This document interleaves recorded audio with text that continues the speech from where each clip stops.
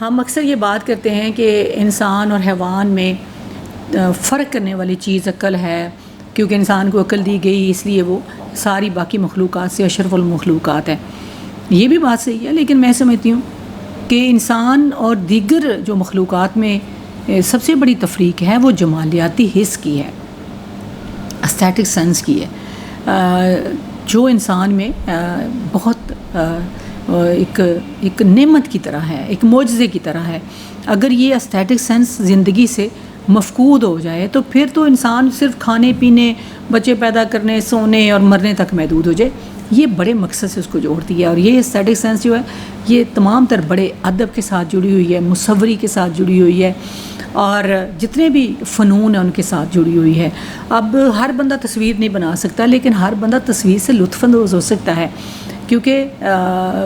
کسی نہ کسی حد تک تصویر جب ہم دیکھتے ہیں، نمائشوں میں جاتے ہیں تو ہمیں خوشی ہوتی ہے، کلرفل، اور اگر اس میں کسی دکھ کا عنصر بھی ہے تو وہ بھی ہمارے دل کو جکڑتا ہے۔ ہم اس کی وہ جو ظاہری خوبصورتی میں بھی دیکھتے ہیں، اور اس میں جو میسج ہے، جو پیغام ہے، اس سے بھی متاثر ہوتے ہیں۔ تو میں تصویر نہیں بنا سکتی، لیکن میں تصویر دیکھ کر جو خوشی محسوس کرتی ہوں وہ بھی کسی درجے پر میرا مصور کے ساتھ یا مصوری کے ساتھ یا رنگوں کے ساتھ کوئی تعلق ہوتا ہے۔ اور یہ جو ہمارا ادراک ہے، جو فہم ہے، یہ بھی مختلف درجوں پر ہوتا ہے، اور کوئی بندہ جب کسی آرٹ کو سمجھتا ہے تو وہ بھی اس لیول پر جانے کی کوشش کرتا ہے، اگرچہ اس لیول تک نہیں جا سکتا جس پر وہ آرٹسٹ ہوتا ہے، جس نے وہ تصویر بنائی ہوتی ہے، لیکن آپ اگر اس کی تفہیم کا اور آپ کے اندر جمالیاتی حس کم ہوگی تو آپ اس کی کبھی بھی رنگوں سے انصاف نہیں کر سکیں گے، آپ ان کو سمجھ نہیں سکیں گے۔ اگرچہ انٹرپریٹ جو ہے ہر بندہ اپنی عقل، اپنی سوچ، اپنی وسعت خیال اور اپنے جمالیاتی جو حصہ اس کے مطابق کرتا ہے۔ تو میں سمجھتی ہوں کہ انسان اور دیگر مخلوقات میں جو فرق ہے وہ اسی جمالیاتی حص کا ہے، اس آرٹ کا ہے، اس جو ہمارے ان فنون کا ہے، جو کہ ہماری شخصیت کو جلا بخشتے ہیں، اجاگر کرتے ہیں۔ شاعری ہو، ادب ہو، فنون ہو، جو بھی ہے، ثقافتی حوالے سے جتنے بھی ہمارے پاس یہ ساری چیزیں ہیں،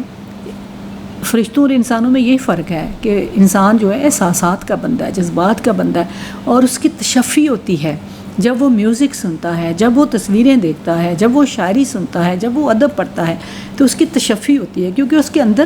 یہ چیزیں موجود ہیں۔ ان سے لطف اندوز ہو کر اپنی شخصیت کو جالنا اس کے اندر موجود ہے۔ اور آرٹسٹ تو ظاہر ہے ایک ایسا فرد ہوتا ہے کہ جو جیسا شاعری کو کہا گیا کہ یہ بھی ایک طرح کی پیامبری ہے، اسی طرح آرٹسٹ جو ہوتا ہے اس کا بھی لیول بہت اونچا ہوتا ہے، اور وہ اس پر وہ چیزیں اترتی ہیں، آتے ہیں، جس طرح غالب نے کہا تھا کہ غیب سے یہ خیال آتے ہیں۔ یہ کوئی انسان کی بڑائی نہیں ہوتی کہ وہ شاعری کرے یا لکھے، یہ چیزیں اترتی ہیں انسان پر، اور کئی دفعہ ایسا ہوتا ہے کہ ہم اگر اسی وقت وہ چیزیں نہ لکھیں تو بھول جاتی ہیں۔ اسی طرح باقی فنون میں بھی تو آرٹسٹ جو ہوتا ہے وہ ایک معاشرے سے زیادہ آئی کیو لیول رکھنے والا، زیادہ جمالیاتی حس رکھنے والا، اور چیزوں کو زیادہ گہرائی سے سمجھنے والا ہوتا ہے۔ ورنہ وہی واقعات ساری دنیا دیکھتی ہے، وہ کم لکھتی ہے، وہی واقعات سب کے سامنے ہوتے ہیں، وہ ان کی تصویر نہیں بنا سکتے۔ آرٹسٹ کی نظر جو ہوتی ہے وہ گہرائی تک جاتی ہے، اور وہ چیزیں سامنے لے کر آتا ہے، اور ان کو پھر ہائی لائٹ کرتا ہے معاشرے کے لیے، اور لوگوں کو اپنی ایک ان کی جمالیاتی حس کی ایک جو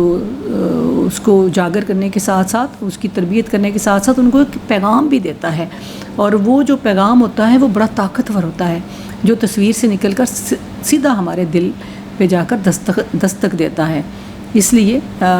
یہ جو اپنی ذات کی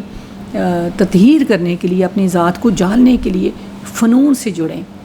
ضروری نہیں کہ آپ خود شاعری کریں، آپ خود تصویر بنائیں، بلکہ شاعری پڑھیں، تصویروں کو دیکھیں، ادب پڑھیں، اور ان سی چیزوں سے جڑیں، کیونکہ یہ آپ کو مالا مال کریں گی، یہ آپ کی شخصیت میں خیر کا جذبہ اجاگر کریں گی، آپ کو نیکی کی طرف لے کر آئیں گی، آپ کو بھلائی کی طرف لے کر آئیں گی، اور آپ کے اندر جو شر اور خیر کے دو طاقتیں ہیں ان میں خیر کو ایکٹیویٹ کریں گی۔ تو سلامت رہیں اور جڑے رہیں اپنے فنون کے ساتھ، اور محبت کے ساتھ، اور خیر کے ساتھ۔